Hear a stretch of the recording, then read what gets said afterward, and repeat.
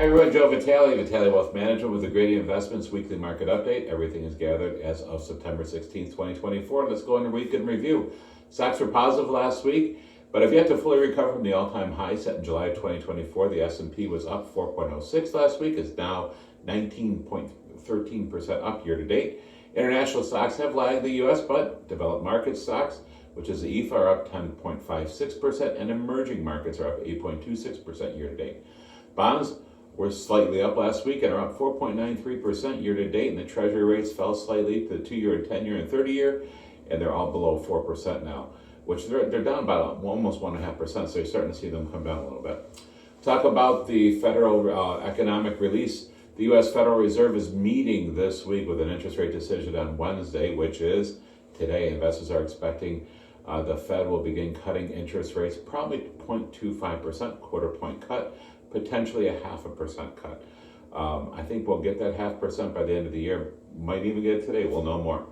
Investors are closely watching the Fed's action this week, not only for the widely anticipated cut, but also for indications of future cuts forthcoming.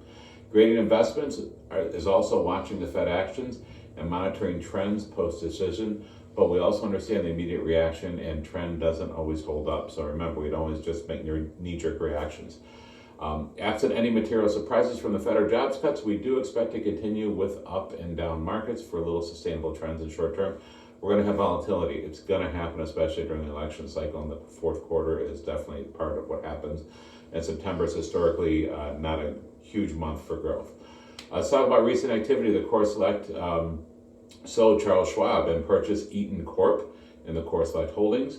Also, stocks in the news, Oracle, which is owned in the G50, reported results that beat expectations on sales and earnings.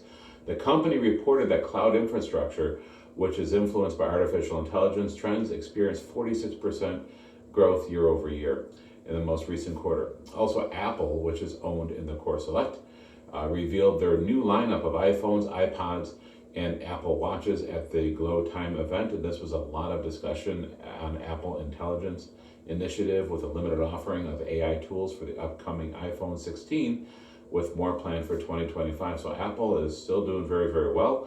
It's been a great stock.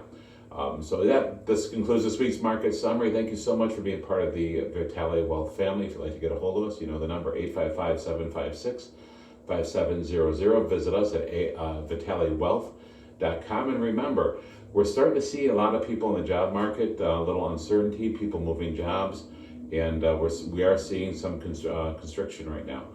Anybody you know who's looking to see if they can retire, or should they retire, could they retire, or guess what, maybe they're just out of a job right now. Make sure to send them our way so we can help them. Love to get them on the right track.